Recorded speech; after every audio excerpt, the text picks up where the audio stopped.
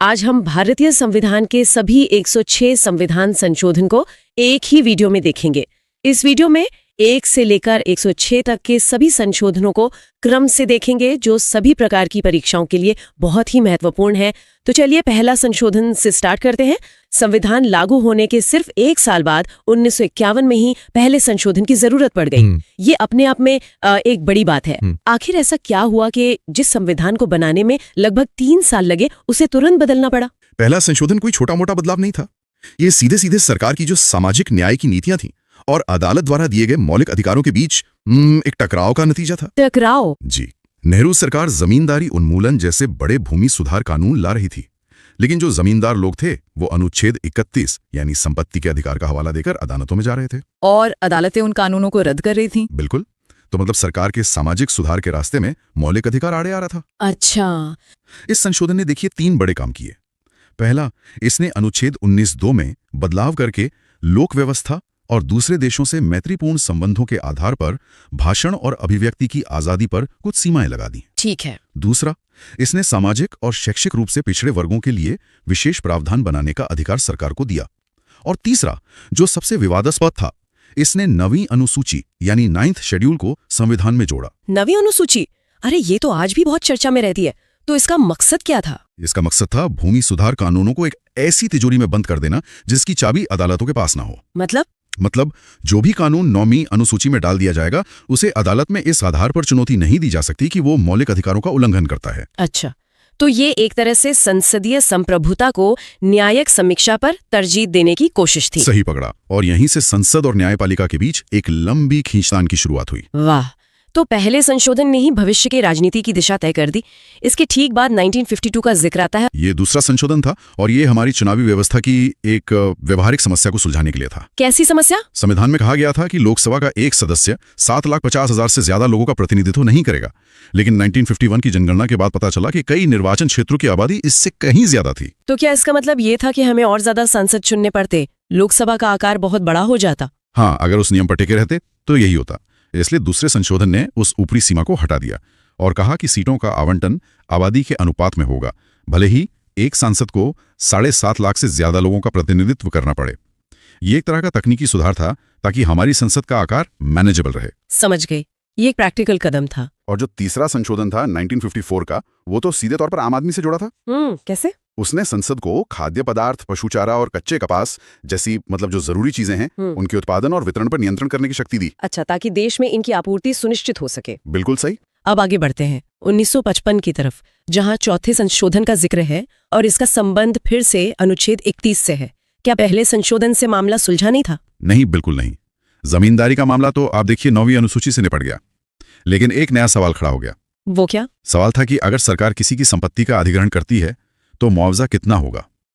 अदालतें कहती थीं कि मुआवजा पर्याप्त होना चाहिए और वो तय करेंगी कि पर्याप्त क्या है, और सरकार का कहना था कि मुआवजे की राशि तय करना तो संसद का काम है। फिर से वही टकराव। तो चौथे संशोधन ने इस पर क्या फैसला सुनाया? चौथे संशोधन ने साफ कर दिया कि सरकार द्वारा दिए जाने वाले मुआवजे की राशि पर अदालतें सवाल नहीं उठा सकती। यह सरकार के हाथ मजबूत करने वाला एक और बड़ा कदम था। 5वां संशोधन भी 1955 का ही था। ये राज्यों के पुनर्गठन से जुड़ा था। हाँ, इसने राष्ट्रपति को ये शक्ति दी कि वे राज्यों की सीमाओं को बदलने वाले किसी भी बिल पर राज्यों को अपनी राय देने के लिए एक समय सीमा तय कर सकते हैं, ताकि प्रक्रिया में तेजी आए। बिल्कुल। और फिर आया छठा संशोधन 1956 में, जिसने अंतरराज्य व्यापार पर कर लगाने जैसे विषयों को केंद्रीय सूची में जोड़ा। हाँ, इससे राज्यों की शक्तियों पर कुछ पाबंदियां लगीं। अब आते हैं एक बहुत बड़े संशोधन पर, 7वां संशोधन 1956। इसे अक्सर भारत के राजनीतिक भूगोल को बदलने वाला संशोधन कहा जाता है। बिल्कुल सही। 7वां संशोधन असल में 1953 में बने राज्य पुनर्गठन आयोग मतलब स्टेट्स रीऑर्गेनाइजेशन कमीशन की सिफारिशों को लागू करने के लिए लाया गया था। अच्छा। आजादी के समय भारत में ब्रिटिश प्रांत, रियासतें और कमिश्नरेट थीं, जिन्हें पार्ट ए, बी, सी और डी राज्यों में बांटा गया था। यह व्यवस्था बहुत जटिल और अस्थायी थी, और भाषा के आधार पर राज्यों की मांग भी तो बहुत जोर पकड़ रही थी। हाँ, वही मुख्य कारण था। पोटी श्रीरामुलु के बलिदान के बाद आंध्र प्रदेश का गठन हो चुका था और पूरे देश में भाषाई राज्यों की मांग उठ रही थी। तो फिर इस संशोधन ने क्या किया? तो 7वें संशोधन ने पार्ट ए, बी, सी वाली व्यवस्था को पूरी तरह खत्म कर दिया और उसकी जगह भाषाई आधार पर 14 राज्य और 6 केंद्र शासित प्रदेश बनाए। अच्छा, तो आज हम भारत का जो नक्शा देखते हैं उसकी नींव इसी संशोधन ने रखी थी। जी, यह सिर्फ एक कानूनी बदलाव नहीं था, यह भारत की एकता और विविधता को एक नया आकार देने की कोशिश थी। यानी इसने भारत का अंदरूनी नक्शा ही बदल दिया। जी। लेकिन इसी दौर में कुछ और भी चुनौतियां रही होंगी। 1960 में एक ही साल में 8वां और 9वां 2 संशोधन हुए। 8वां किस बारे में था? 8वां संशोधन संविधान में लगी एक समय सीमा से जुड़ा था। संविधान ने अनुसूचित जातियों, जनजातियों और एंग्लो इंडियन समुदाय के लिए लोकसभा और विधानसभाओं में सीटों के आरक्षण का प्रावधान सिर्फ 10 साल यानी 1960 तक के लिए किया था। अच्छा, सरकार को लगा कि इन समुदायों को अभी भी इस सहरे की जरूरत है। तो ये संशोधन उस 10 साल की सीमा को बढ़ाने के लिए था। जी। 8वें संशोधन ने इस आरक्षण व्यवस्था को और 10 साल यानी 1970 तक के लिए बढ़ा दिया। और जैसा कि हम जानते हैं, यह प्रक्रिया आज भी हर 10 साल में दोहराई जाती है। हाँ, ये दिखाता है कि संविधान निर्माताओं ने जिसे एक अस्थायी उपाय सोचा था, वो हमारी राजनीतिक व्यवस्था का एक स्थायी हिस्सा बन गया है। सही कहा। और 9वां संशोधन, उसका संबंध 1958 की किसी घटना से बताया गया है। ये क्या मामला था? ये एक बहुत ही दिलचस्प कहानी है जो भारत पाकिस्तान के संबंधों से जुड़ी है। 1958 में नेहरू नून समझौते के तहत भारत ने पश्चिम बंगाल का बेरुबारी संघ नाम का एक छोटा सा इलाका पाकिस्तान को सौंपने पर सहमति जताई थी। अच्छा। लेकिन जब इसे लागू करने की कोशिश हुई तो मामला सुप्रीम कोर्ट पहुंच गया। और सुप्रीम कोर्ट ने क्या कहा? सुप्रीम कोर्ट ने एक ऐतिहासिक फैसला दिया। उन्होंने कहा कि सरकार अपने किसी हिस्से को किसी दूसरे देश को सिर्फ एक कार्यकारी समझौते से नहीं दे सकती। बस एक समझौते से नहीं दे सकती? अगर भारत की जमीन का कोई टुकड़ा किसी और देश को देना है तो उसके लिए संविधान में संशोधन करना पड़ेगा। अच्छा, इसीलिए उस समझौते को लागू करने के लिए 1960 में 9वां संशोधन किया गया। बिल्कुल। ये दिखाता है कि हमारी सीमाओं में कोई भी बदलाव एक बहुत बड़ी संवैधानिक प्रक्रिया की मांग करता है। ये तो विदेश नीति और संविधान के जुड़ाव का एक बेहतरीन उदाहरण है। अब अगले साल 1961 पर आते हैं, जहां 10वां और 11वां संशोधन हुआ। हाँ, 1961 में भी भारत के नक्शे में बदलाव जारी रहा। 10वां संशोधन दादरा और नगर हवेली को भारत में शामिल करके उसे एक केंद्र शासित प्रदेश का दर्जा देने के लिए था। अच्छा, ये इलाका पुर्तगाली शासन से आजाद हुआ था। जी। और वहां के लोगों ने भारत में विलय का फैसला किया था। और 11वां संशोधन, उसके 2 मुख्य बिंदु थे। 11वां संशोधन राष्ट्रपति और उपराष्ट्रपति के चुनाव की प्रक्रिया को और मजबूत बनाने के लिए था। इसमें 2 बातें साफ की गईं। पहली, उपराष्ट्रपति का चुनाव संसद के दोनों सदनों की संयुक्त बैठक के बजाय एक निर्वाचक मंडल यानी इलेक्टोरल कॉलेज द्वारा होगा। और दूसरी और ज्यादा महत्वपूर्ण बात यह थी कि राष्ट्रपति या उपराष्ट्रपति के चुनाव को इस आधार पर चुनौती नहीं दी जा सकती कि निर्वाचक मंडल में कुछ सीटें खाली थीं। इसका मकसद था कि कोई भी चुनाव को मामूली तकनीकी कारणों से लटका न सके। यानी चुनावी प्रक्रिया को और ज्यादा फुल प्रूफ बनाया गया। इसके अगले ही साल 1962 में फिर से 2 संशोधन हुए, 12वां और 13वां। जी, 1962 भी भारत के एकीकरण की कहानी को आगे बढ़ाता है। 12वां संशोधन गोवा, दमन और दीव को भारत में शामिल करने के लिए था। इन्हें पुर्तगाली शासन से मुक्त कराया गया था। हाँ, भारतीय सेना ने ऑपरेशन विजय के जरिए इन इलाकों को मुक्त कराया था और इस संशोधन ने उन्हें संवैधानिक रूप से भारत का अंग बना लिया। और 13वां, ये भी किसी नए क्षेत्र से जुड़ा था? ये थोड़ा अलग था। ये किसी बाहरी क्षेत्र को मिलाने के लिए नहीं, बल्कि भारत के भीतर ही एक नए राज्य की स्थापना और उसके लिए विशेष प्रावधान करने के लिए था। अच्छा। नागा नेताओं और केंद्र सरकार के बीच एक समझौते के बाद नागालैंड को भारत का 16वां राज्य बनाया गया और उसे अपने रीति रिवाजों और जमीन से जुड़े मामलों में विशेष स्वायत्ता देने के लिए अनुच्छेद 371A जोड़ा गया। ये तो भारत के संघीय ढांचे के लचीलेपन का एक बड़ा उदाहरण है। बिल्कुल। 14वां संशोधन भी 1962 में हुआ और इसने पौंडीचेरी, जिसे अब पुडुचेरी कहते हैं, कराईकल, माहे और यनम को, जो फ्रांसीसी उपनिवेश थे, भारत में एक केंद्र शासित प्रदेश के रूप में शामिल किया। अच्छा, इसने सिर्फ शामिल ही किया या कुछ और भी था? नहीं, इसके साथ ही इसने हिमाचल प्रदेश, मणिपुर, त्रिपुरा, गोवा, दमन और दीव और पौंडीचेरी जैसे केंद्र शासित प्रदेशों में विधानसभा और मंत्रिपरिषद बनाने का भी प्रावधान किया। ये इन क्षेत्रों को लोकतांत्रिक प्रक्रिया में शामिल करने की दिशा में एक बड़ा कदम था। 15वां संशोधन 1963। 15वां संशोधन मुख्य रूप से न्यायपालिका से जुड़े कुछ बदलावों को लेकर था। इसका सबसे महत्वपूर्ण पहलू था उच्च न्यायालय यानी हाईकोर्ट के न्यायाधीशों की सेवानिवृत्ति की आयु को 60 साल से बढ़ाकर 62 साल करना। इस बदलाव की जरूरत क्यों पड़ी? इसके पीछे सोच ये थी कि देश को अनुभवी न्यायाधीशों की सेवाओं का ज्यादा समय तक लाभ मिल सके। देखिए, सुप्रीम कोर्ट के जजों की रिटायरमेंट उम्र 65 साल थी, तो हाईकोर्ट के जजों की उम्र को भी उसके करीब लाने की एक कोशिश थी। लेकिन इसमें एक और बहुत जरूरी बदलाव था। हाँ, वो था उच्च न्यायालय के अधिकार क्षेत्र को लेकर। मतलब ये कि उच्च न्यायालय को अब अपने अधिकार क्षेत्र के बाहर भी रिट जारी करने की शक्ति दी गई। अच्छा। अगर उस मामले का जो कारण है वो उसके क्षेत्र में उत्पन्न हुआ हो। इससे न्याय पाना बहुत आसान हो गया। ये तो नागरिकों के लिए बहुत बड़ी सुविधा हुई होगी। निश्चित रूप से। और इसके अलावा इस संशोधन ने एक हाईकोर्ट के जज का दूसरे हाईकोर्ट में तबादला होने पर कुछ भत्तों का भी प्रावधान किया और राष्ट्रपति को किसी जज की उम्र से जुड़े विवाद पर फैसला करने का अधिकार भी दिया। तो ये न्यायपालिका की कार्य प्रणाली को बेहतर बनाने के लिए किया गया एक अहम सुधार था। जी बिल्कुल। तो चलिए अब अगला संशोधन देखते हैं, 16वां संशोधन 1963। जी, 1963। इसे समझने के लिए हमें उस दौर के भारत को देखना होगा। अच्छा। 1962 की लड़ाई के बाद देश की संप्रभुता और अखंडता को लेकर एक नई तरह की संवेदनशीलता थी। हाँ, माहौल अलग था। और साथ ही देश के कुछ हिस्सों में, खासकर तमिलनाडु में, अलगाववादी आंदोलन की बातें भी उठ रही थीं। आप द्रविड़ मुन्नेत्र कड़गम यानी डीएमके की बात कर रहे हैं। वो उस समय एक अलग द्रविड़ नाडु की मांग कर रहा था। बिल्कुल। तो ये संशोधन आप कह सकती हैं उसी माहौल की उपज था। इसके जरिए सरकार ने बोलने की आजादी और सभा करने की आजादी पर 2 नई पाबंदियां लगा दी। और वो थी भारत की संप्रभुता और अखंडता के हित में। सही। इसका सीधा मतलब था कि अगर कोई भाषण या आंदोलन देश को तोड़ने की बात करेगा तो उसे कानूनी तौर पर रोका जा सकता है। ये एक बड़ा कदम था जिसने राष्ट्रीय एकता को मौलिक अधिकारों के ऊपर एक नई जगह दी। तो ये सिर्फ एक कानूनी बदलाव नहीं था, बल्कि एक मजबूत राजनीतिक संदेश भी था। बिल्कुल ठीक। एक साल बाद 1964 में 70वां संशोधन आता है। इसमें जमीन से जुड़े कानूनों की बात है। हाँ, और ये भी एक बहुत बड़ी कहानी का हिस्सा है। असल में आजादी के बाद से ही भूमि सुधार एक बड़ा मुद्दा रहा। हाँ, बिल्कुल। सरकारें जमींदारी खत्म कर जमीन को किसानों में बांटना चाहती थी, लेकिन जमींदार वो बार-बार इन कानूनों को संपत्ति के मौलिक अधिकार का हनन बताकर अदालत में चुनौती दे देते थे। और यहीं पर 9वीं अनुसूची काम आती थी, है ना? एक तरह की कानूनी तिजोरी। हाँ, जिसमें डाले गए कानूनों पर अदालत सवाल नहीं कर सकती। सही पकड़ा। तो 17वें संशोधन ने यही किया। इसने अलग अलग राज्यों के 44 और भूमि सुधार कानूनों को उठाकर 9वीं अनुसूची में डाल दिया। मतलब ये सरकार का तरीका था ये सुनिश्चित करने का कि सामाजिक न्याय के रास्ते में कानूनी अड़चने ना आए। जी बिल्कुल। ये तो एक लगातार चलने वाली खींचतान लगती है। अच्छा, अब इसके बाद हम 1966 में आते हैं और ये साल तो काफी व्यस्त लगता है। एक ही साल में 3 संशोधन, 18वां, 19वां और 20वां। जी, 1966 में काफी कुछ हुआ। 18वां संशोधन पंजाब के पुनर्गठन से जुड़ा था, जब पंजाब से हरियाणा बना और कुछ हिस्से हिमाचल प्रदेश को दिए गए। हाँ, इस संशोधन ने ये साफ किया कि राज्य शब्द में केंद्र शासित प्रदेश भी शामिल है और संसद नए राज्य बनाने के लिए किसी मौजूदा राज्य या केंद्र शासित प्रदेश के हिस्सों को मिला सकते हैं।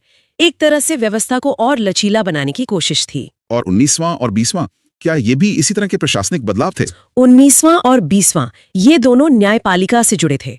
19वें ने चुनाव याचिकाओं को सुनने का अधिकार चुनाव आयोग से लेकर सीधे हाईकोर्ट को दे दिया। अच्छा। और 20वां संशोधन थोड़ा और पेचीदा था। ये कुछ जिला जजों की नियुक्तियों को वैधता देने के लिए लाया गया था, जिन्हें सुप्रीम कोर्ट ने अवैध ठहरा दिया था। तो 1966 के ये संशोधन सिस्टम में आई कुछ गड़बड़ियों को ठीक करने या प्रक्रियाओं को सुधारने पर केंद्रित थे। बिल्कुल। समझ गया। अब आते 1967 पर और 21वां संशोधन। ये भाषा से जुड़ा है, जो भारत में हमेशा से एक भावनात्मक मुद्दा रहा है। हाँ, यहाँ 15वीं भाषा को शामिल करने की बात है। हाँ, और ये एक बहुत ही मार्मिक कहानी है। ये 15वीं भाषा थी सिंधी। आपको याद होगा, बंटवारे के बाद सिंधी भाषी आबादी पाकिस्तान के सिंध प्रांत से भारत आ गई थी। लेकिन भारत में उनका अपना कोई एक राज्य नहीं था, वो पूरे देश में फैले हुए थे। बिल्कुल। तो उनकी भाषा को संवैधानिक मान्यता देना उनके अस्तित्व और उनकी संस्कृति को स्वीकार करने जैसा था। ये सिंधी समुदाय की दशकों लंबी मांग का नतीजा था। सही। इस संशोधन के जरिए सिंधी को 8वीं अनुसूची में जोड़कर संविधान ने ये संदेश दिया कि राष्ट्र की पहचान सिर्फ भौगोलिक सीमाओं से नहीं, बल्कि अपनी भाषाई विविधता को अपनाने से भी बनती है। ये दिखाता है कि हमारा संविधान कोई पत्थर की लकीर नहीं है, बल्कि वो समय के साथ बदलता है, सांस लेता है। सही कहा। भाषा के इस भावनात्मक मुद्दे से अब हम क्षेत्रीय आकांक्षाओं की ओर बढ़ते हैं। 2 साल बाद 1969 में 22वां संशोधन। जी, 22वां संशोधन। ये उत्तर पूर्व भारत के राजनीति का एक अहम मोड़ था। असम के आदिवासी इलाकों में लंबे समय से एक अलग राज्य की मांग चल रही थी। तो सरकार एक और बंटवारा करने के बजाय एक बीच का रास्ता निकालना चाहती थी। हाँ, इस संशोधन ने संसद को ये शक्ति दी कि वो असम के भीतर ही एक स्वायत्त राज्य या ऑटोनॉमस स्टेट बना सकती है, जिसकी अपनी विधायिका और मंत्रिपरिषद होगी। और इसी संशोधन के आधार पर बाद में मेघालय का गठन हुआ, पहले एक स्वायत्त राज्य के रूप में। सही कहा आपने। ये संघीय ढांचे के भीतर एक नया प्रयोग था, जो दिखाता है कि कैसे संविधान ने अलग अलग क्षेत्रीय पहचानों को समायोजित करने की कोशिश की। और उसी साल 1969 में 23वां संशोधन भी आया। इसमें 1980 का जिक्र है। जी, ये अनुसूचित जातियों, जनजातियों और एंग्लो इंडियन समुदाय के लिए लोकसभा और विधानसभाओं में आरक्षण को 10 साल के लिए यानी 1980 तक बढ़ाने के लिए था। ये एक प्रक्रिया है जो हर 10 साल में दोहराई जाती है। जी, ठीक है। तो अब हम 70 के दशक में प्रवेश कर रहे हैं और यहां से चीजें बहुत तेजी से बदलती हैं। 1971 का साल तो संवैधानिक संशोधनों का एक तूफान लेकर आता है। शुरुआत होती है 24वें संशोधन से। 1967 को समझने के लिए हमें थोड़ा पीछे 1967 में जाना होगा, गोलकनाथ मामले में। हाँ। तब सुप्रीम कोर्ट ने एक ऐतिहासिक फैसला सुनाया था।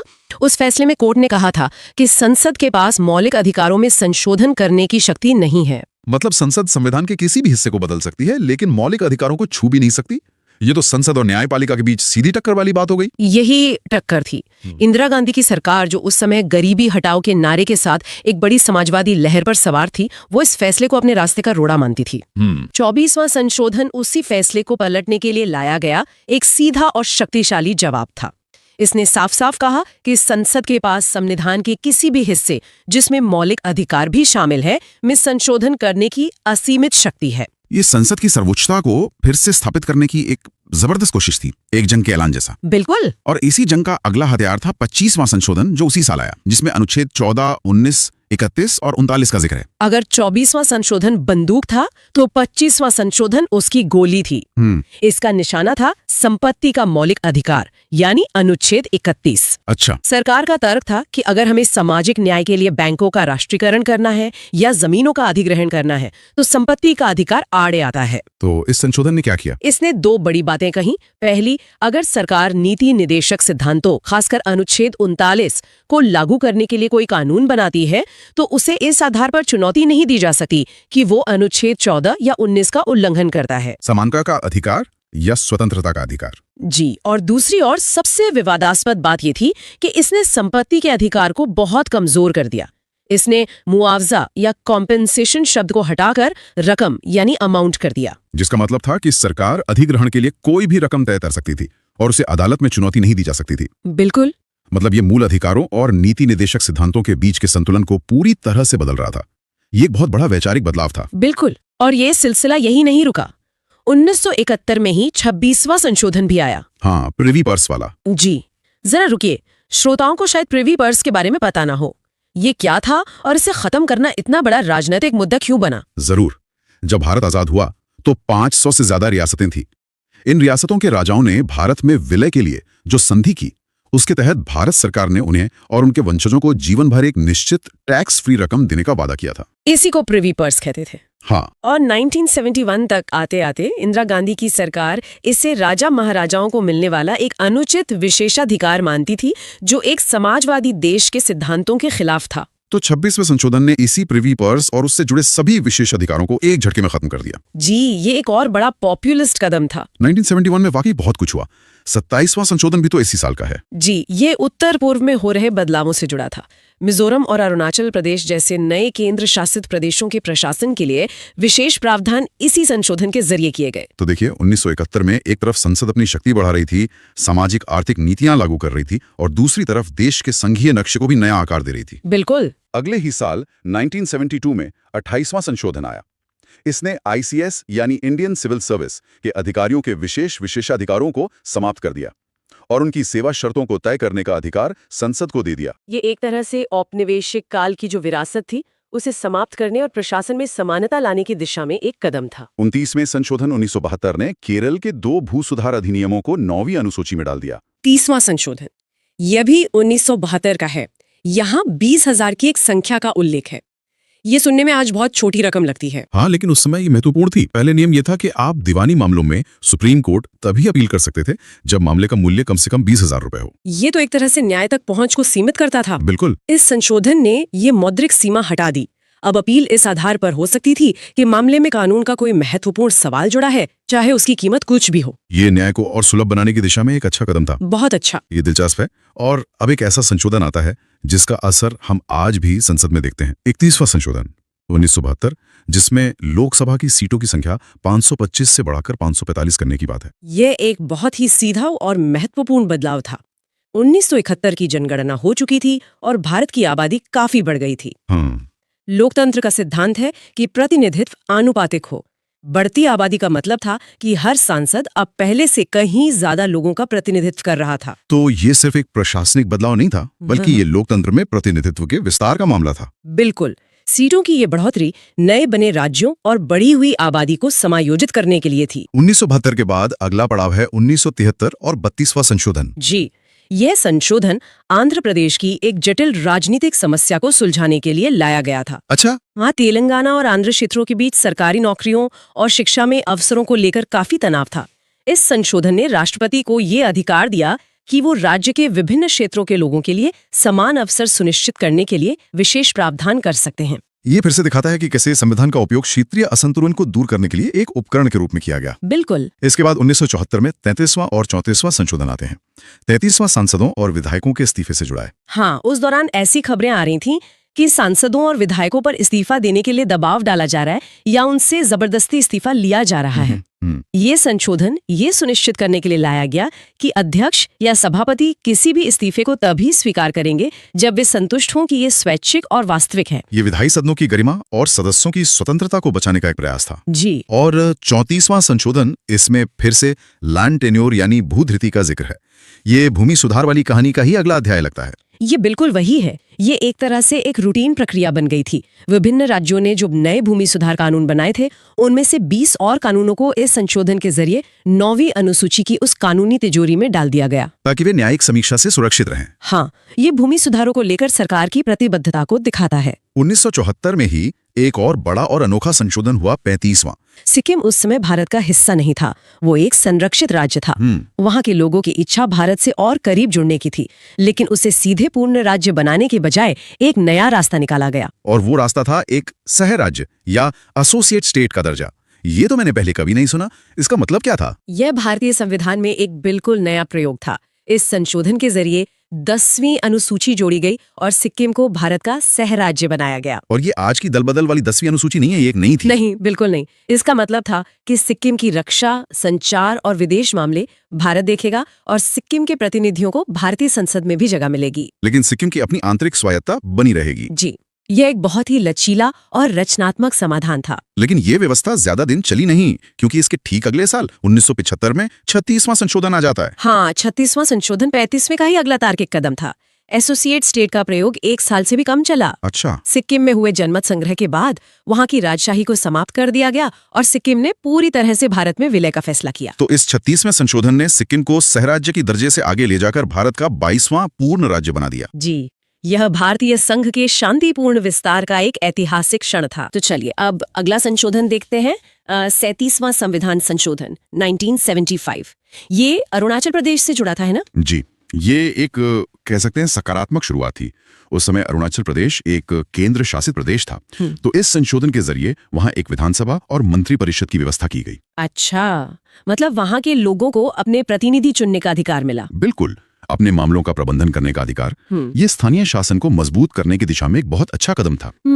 तो एक तरफ स्थानीय लोकतंत्र को मजबूती दी जा रही थी, लेकिन इसी दौर में केंद्र के स्तर पर कुछ बहुत बड़े और विवादास्पद बदलाव भी हो रहे थे, और शायद यहीं पर 38वां संशोधन आता है। बिल्कुल सही।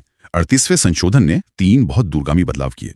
पहला, इसने राष्ट्रपति की आपातकाल लगाने की घोषणा को गैरवाद योग्य बना दिया। गैरवाद योग्य? हाँ, नॉन जस्टिशिएबल। दूसरा, राष्ट्रपति और राज्यपालों के जो अध्यादेश होते हैं उन्हें भी इसी श्रेणी में डाल दिया गया। अच्छा। और तीसरा, राष्ट्रपति को यह शक्ति दी गई कि वो अलग अलग कारणों के आधार पर एक ही समय में देश में कई आपातकाल की घोषणा कर सकते हैं। एक मिनट, ये गैरवाद योग्य या नॉन जस्टिशिएबल, इसका असल मतलब क्या है? सुनने में बहुत भारी शब्द लगता है। इसे सरल भाषा में समझिए। इसका मतलब है कि आप इन फैसलों को किसी भी अदालत में चुनौती नहीं दे सकते। किसी भी अदालत में? किसी भी। न्यायपालिका ये सवाल ही नहीं पूछ सकती कि आपातकाल लगाने का कारण सही था या नहीं, या जो अध्यादेश जारी हुआ उसकी वाकई जरूरत थी। इस एक शब्द ने न्यायपालिका के हाथ एक तरह से बांध दिए और कार्यपालिका यानी सरकार के फैसले को अंतिम बना दिया। मतलब अदालत की आंखों पर पट्टी बांधी गई कि वो सरकार के इन बड़े फैसलों की तरफ देख भी ना पाए। तो ये तो हुई सरकार के नीतिगत फैसलों की बात। क्या ये सुरक्षा देश के सबसे ऊंचे पदों पर बैठे लोगों को भी दी जा रही थी? आपका सवाल बिल्कुल सही जगह पर है, क्योंकि यहीं से 39 संशोधन की कहानी शुरू होती है, और ये शायद उस दौर के सबसे विवादास्पद संशोधनों में से एक था। अच्छा। हाँ, इसने राष्ट्रपति, उपराष्ट्रपति, प्रधानमंत्री और लोकसभा अध्यक्ष के चुनावी विवादों को किसी भी अदालत के अधिकार क्षेत्र से ही बाहर कर दिया। ये तो बहुत ही असाधारण बात है। मतलब अगर प्रधानमंत्री या राष्ट्रपति के चुनाव में किसी धांधली का आरोप लगे तो मामला कोर्ट में नहीं जा सकता। नहीं जा सकता। तो फिर फैसला कौन करेगा? यही तो इस संशोधन का सबसे अहम पहलू था। तय ये हुआ कि ऐसे विवादों का निपटारा अदालत नहीं बल्कि संसद द्वारा बनाई गई कोई समिति या प्राधिकरण करेगा। एक मिनट, मतलब जो लोग खुद सत्ता में हैं, उन्हीं की बनाई समिति उनके चुनावी विवादों पर फैसला करेगी। बिल्कुल, इसने इन 4 पदों को एक तरह की कानूनी ढाल दे दी जो किसी और को उपलब्ध नहीं थी। और मैंने पढ़ा कि इसी संशोधन में 9वीं अनुसूची को और बड़ा किया गया। क्या देश के बाहरी सीमाओं को लेकर भी कुछ हो रहा था? हाँ, और वो हमें 40वें संशोधन में दिखता है, जो 1976 में आया। इसने संसद को ये अधिकार दिया कि वो भारत के समुद्री क्षेत्रों की सीमाओं को तय कर सकती है। इसमें हमारे समुद्री जल, महाद्वीपीय मंगनतट और सबसे जरूरी विशिष्ट आर्थिक क्षेत्र शामिल थे। विशिष्ट आर्थिक क्षेत्र या EEZ, ये क्या होता है? ये किसी भी देश के तट से समुद्र में 200 नॉटिकल मील यानी लगभग 370 किलोमीटर तक का इलाका होता है। इस पूरे इलाके में जितने भी आर्थिक संसाधन हैं, जैसे मछली, तेल, गैस, खनिज, उन सब पर उस देश का पूरा अधिकार होता है। अच्छा, तो ये तो भारत के आर्थिक हितों के लिए बहुत बड़ा कदम था। बहुत बड़ा। और मैं देख रहा हूं कि इस संशोधन ने भी 9वीं अनुसूची वाले बक्से में 64 और कानूनों को डाल दिया, ज्यादातर भूमि सुधार से जुड़े हुए। जी, वो पैटर्न तो जारी ही रहा। हाँ, विधायी कामों को न्यायिक समीक्षा से बचाने का सिलसिला चलता रहा। इसके ठीक बाद एक छोटा सा संशोधन आया, 41वां संशोधन। इसने राज्य लोक सेवा आयोग के सदस्यों की रिटायरमेंट की उम्र 60 से बढ़ाकर 62 साल कर दी। ये तो बाकी संशोधनों के मुकाबले एक मामूली प्रशासनिक बदलाव लगता है। देखिए, पहली नजर में तो ये एक सामान्य प्रशासनिक सुधार ही लगता है। उद्देश्य यही था कि अनुभवी अधिकारियों की सेवाओं का ज्यादा समय तक लाभ उठाया जाए। लेकिन अगर इसे उस दौर के संदर्भ में देखें तो कुछ विश्लेषक ये भी मानते हैं कि ये नौकरशाही पर सरकार के प्रभाव को और मजबूत करने का एक तरीका हो सकता था, ताकि भरोसेमंद अधिकारी प्रमुख पदों पर ज्यादा समय तक बने रहें। कह सकते हैं। ठीक है, तो अब तक इस संशोधनों ने जमीन तैयार कर दी थी, लेकिन इसके बाद जो आया वो एक संवैधानिक भूचाल जैसा था। हम बात कर रहे हैं 42वें संशोधन 1976 की। इसे लघु संविधान या मिनी कॉन्स्टिट्यूशन क्यों कहा जाता है? इसे मिनी कॉन्स्टिट्यूशन इसलिए कहते हैं क्योंकि ये कोई 1-2 बदलाव नहीं थे। इसने संविधान के 50 से ज्यादा अनुच्छेदों में बदलाव कर दिया। इसकी शुरुआत तो प्रस्तावना से ही हो गई। उसमें 3 नए शब्द जोड़े गए, समाजवादी, धर्मनिरपेक्ष और अखंडता। ये शब्द तो बहुत आदर्शवादी लगते हैं। इन्हें जोड़ने का मकसद क्या था? मकसद था शासन की वैचारिक दिशा को एकदम स्पष्ट करना। हालांकि ये मूल्य संविधान में पहले से ही थे, अलग अलग जगहों पर। हाँ, वो तो थे, लेकिन उन्हें प्रस्तावना में डालना, जो संविधान का सार है, एक बहुत बड़ी राजनीतिक घोषणा थी। और इसी के साथ नागरिकों के लिए मूल कर्तव्यों का एक पूरा नया अध्याय भी जोड़ा गया। ये याद दिलाने के लिए कि अधिकारों के साथ साथ आपकी कुछ जिम्मेदारियां भी हैं। बिल्कुल। लेकिन असल बदलाव तो शक्तियों के समीकरण में हुए। इस संशोधन ने राष्ट्रपति को कैबिनेट की सलाह मानने के लिए पूरी तरह बाध्य कर दिया। सही? हाँ, पूरी तरह से। पहले राष्ट्रपति चाहें तो सलाह को एक बार पुनर्विचार के लिए लौटा सकते थे। इस बदलाव ने उस विकल्प को ही खत्म कर दिया। मतलब अब कैबिनेट की सलाह राष्ट्रपति के लिए अनिवार्य हो गई। अनिवार्य। इसने संसदीय प्रणाली में प्रधानमंत्री और कैबिनेट को असीम रूप से शक्तिशाली बना दिया। और यहीं पर वो सबसे बड़ा हमला हुआ जिसका डर था, न्यायपालिका पर। बिल्कुल। इस संशोधन ने साफ साफ कह दिया कि किसी भी संवैधानिक संशोधन को अदालत में चुनौती नहीं दी जा सकती। किसी भी। और सुप्रीम कोर्ट और हाई कोर्ट की जो न्यायिक समीक्षा की शक्ति थी, उसे भी काफी हद तक कम कर दिया गया। अगर हम 38th, 39th और इस 42nd संशोधन को एक साथ देखें तो एक पैटर्न साफ नजर आता है। हाँ, एक पैटर्न तो है। ये न्यायपालिका के पर कतरने और संसद की सर्वोच्चता के नाम पर कार्यपालिका को लगभग असीमित अधिकार देने की एक सोची समझी कोशिश थी। और ये सिर्फ न्यायपालिका तक सीमित नहीं रहा, इसने तो पूरी लोकतांत्रिक प्रक्रिया को ही प्रभावित किया। लोकसभा और विधानसभाओं का कार्यकाल 5 साल से बढ़ाकर 6 साल कर दिया गया। जी, जिसका सीधा मतलब था कि अगले चुनाव 1 साल देरी से होंगे। जनता को अपनी सरकार चुनने का मौका 1 साल बाद मिलेगा। और इससे भी ज्यादा चौंकाने वाला बदलाव था कोरम की जरूरत को खत्म करना। कोरम यानी सदन की कार्यवाही चलाने के लिए सदस्यों की जो न्यूनतम संख्या जरूरी होती है, वो उसे ही खत्म कर दिया। हाँ, उसे ही खत्म कर दिया। कोरम ये सुनिश्चित करता है कि जब कोई महत्वपूर्ण कानून बन रहा हो तो सदन में पर्याप्त सदस्य मौजूद हों, उस पर ठीक से बहस हो। तो इसे हटाने का मतलब था कि अब मुट्ठी भर सदस्य भी कोई भी कानून पास कर सकते थे। बिल्कुल, बिना किसी खास बहस के। ये विधायी प्रक्रिया की गंभीरता को बहुत कम करने जैसा था। एक और बहुत बड़ा वैचारिक बदलाव था, नीति निर्देशक तत्वों को मूल अधिकारों पर वरीयता देना। ये तो संविधान की पूरी दुनिया ही पलट देने जैसा है। हमारे अधिकार तो सबसे ऊपर माने जाते हैं। आपने सही पकड़ा, ये एक बुनियादी बदलाव था।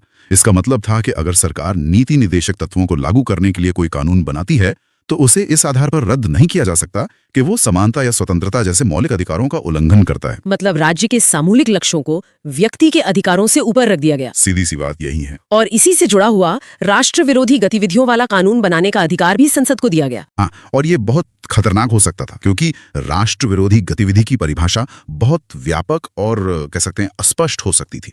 ये प्रावधान राज्य को असहमति की हर आवाज को दबाने के लिए एक कानूनी हथियार दे सकता था। लेकिन इस संशोधन में कुछ सकारात्मक चीजें भी थीं। जैसे 3 नए निदेशक तत्व जोड़े गए। निश्चित रूप से समान न्याय और गरीबों के लिए मुफ्त कानूनी सहायता, उद्योगों के मैनेजमेंट में मजदूरों की भागीदारी और पर्यावरण, वन एवं वन्य जीवों का संरक्षण, ये तीनों ही बहुत प्रगतिशील विचार थे। इन्हें संविधान का हिस्सा बनाना एक वाकई दूरदर्शी कदम था।